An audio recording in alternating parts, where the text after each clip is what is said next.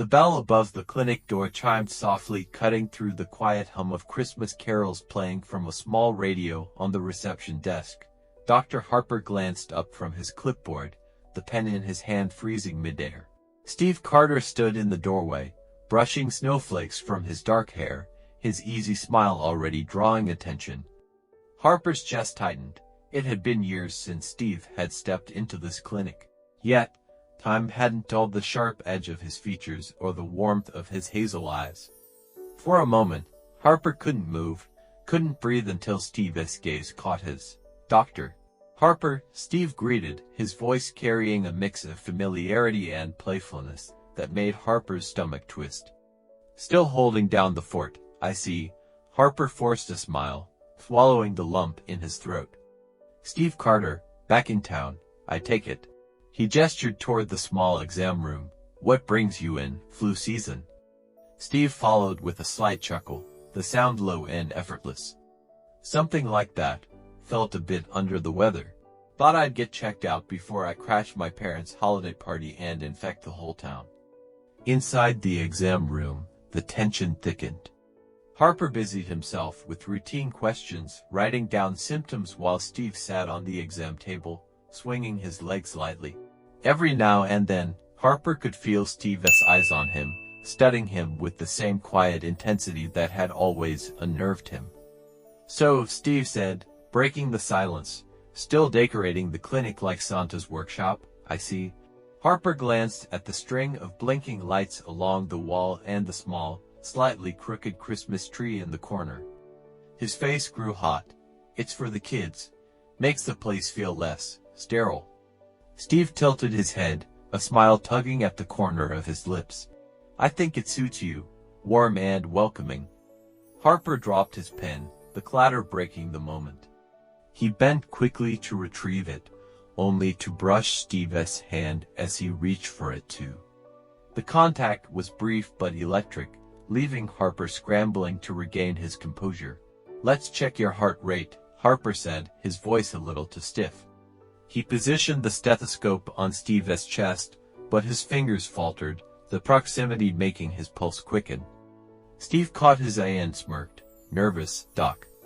Harper straightened, clearing his throat. "Not at all. Just doing my job."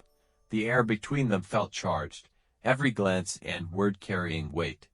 Harper tried to focus on the task, but Steve's presence filled the room, making it impossible to ignore the way his heart raced, though not from the stethoscope in his hand. Harper placed the stethoscope on Steve's chest again, trying to ignore the steady rise and fall beneath his touch. The room felt warmer, though the heater had been struggling against the winter chill all day. Steve leaned back slightly, his body relaxed, his gaze unwavering as Harper listened intently, or at least pretended to. "You seem tense, Doc," Steve murmured, the faintest hint of teasing in his tone. "Am I making your heart race?" Harper froze. The words landed too close to home, and for a split second, he felt exposed. He pulled back a fraction too quickly, the earpieces snapping off his head with a clumsy motion. "This isn't about me," Harper replied, trying to maintain composure. But his hand, still lingering on Steve's arm, betrayed him. He withdrew it as though burned, his fingers tingling from the brief contact. Steve tilted his head, watching him. "You always were like this, so serious. Always keeping people at arm's length." Harper busied himself with jotting down notes, though nothing coherent formed on the page. "That's not true. I'm just focused on my work." "Focused, huh?" Steve leaned forward slightly, enough to invade Harper's personal space. "You know, when I was younger, I thought you were intimidating. You always seemed so sure of yourself, confident." Harper glanced up, his pen hovering. "You, intimidated by me?" Steve chuckled, the sound warm and disarming. "It's true. I admired you. Always have. But I never really had the guts to say it." The words hung between them, and Harper felt his throat tighten. He opened his mouth to respond, but nothing came out. Instead, he stared at Steve, really looked at him, the sharp jawline, the way his eyes softened when he spoke. It was too much, too close. "You've grown into a remarkable man," Harper said finally, the words coming out softer than he intended. Steve's smile faded, replaced by something deeper, more searching. Do you ever let yourself think about relationships? Or is that off limits for you? The question caught Harper off guard.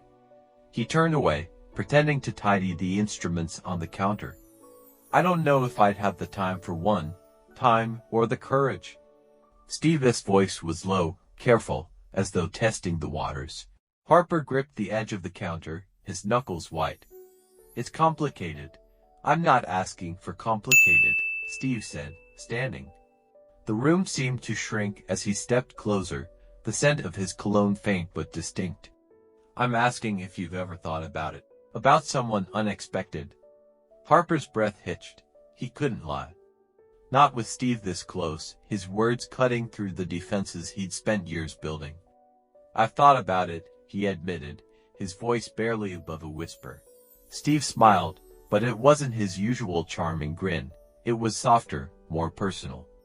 He unwound the scarf from around his neck, its dark wool brushing against his fingers. Without a word, he reached forward and draped it around Harper's shoulders. This clinic is freezing, Steve said, his voice light but his eyes serious. You shouldn't have to carry all this warmth alone. Harper stared, his mind a whirlwind of thoughts he couldn't quite untangle. The scarf felt heavier than it should, the gesture more intimate than anything he'd allowed himself to imagine. And yet, for the first time, he didn't move away. Steve's eyes lingered on Harper, his expression softer now, almost vulnerable. He took a step closer, his movements deliberate but unthreatening, closing the already narrow space between them. Harper, Steve began, his voice quiet but steady. You don't have to hide with me. Harper's breath hitched, the words piercing through every defense he had. He looked away, his gaze darting toward the blinking Christmas lights strung along the wall, as if they could anchor him. He started, his voice cracking. I've always tried to keep things professional, to keep a distance, but with you. His throat tightened, and he forced himself to meet Steve's gaze. I couldn't. Not then, not now. Steve's brow furrowed, but the warmth in his expression never wavered. Since my earlier visits, is that what you mean? Harper nodded, his hands gripping the edge of the counter behind him for support. You made it impossible to ignore. I told myself it was just a crush, something fleeting, but every time you walked through that door. His voice trailed off, his vulnerability laid bare. Steve's smile was gentle, reassuring. You should know, I wasn't just here for a checkup today. Harper blinked, the confession sinking in. What? I came to see you, Steve admitted, stepping even closer. I've always felt something for you, but I didn't know if you felt the same. I wasn't sure if I was reading too much into things. He let out a nervous laugh, his hand brushing against Harper's arm. I guess I wanted to find out. The weight of the moment settled between them. Harper felt his heart pounding, but this time, it wasn't from fear. Slowly, hesitantly, he reached out, his fingers grazing Steve's hand. The contact sent a shiver through him, but he didn't pull away. Steve turned his hand palm up, intertwining their fingers with a quiet confidence that made Harper's chest tighten. You don't have to say anything else, Steve murmured, his voice low.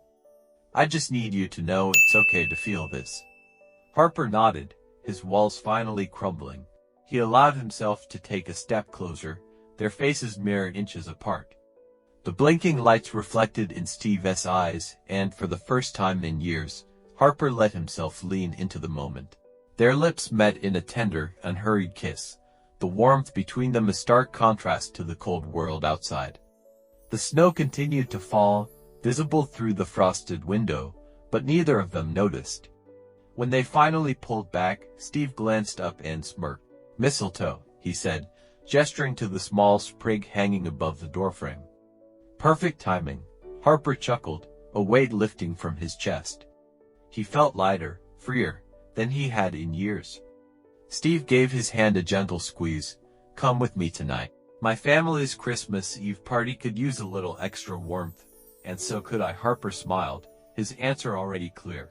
I'd like that. As they stepped toward the clinic door, the snow outside seemed less daunting, the world a little brighter. Their silhouettes, framed by the twinkling lights and falling snow, told a story that had been waiting to unfold for years. Finally, it had. Be part of their story. Like and subscribe to this channel, Pride Stories Unfiltered. We are Pride Stories Unfiltered, your #1 pride.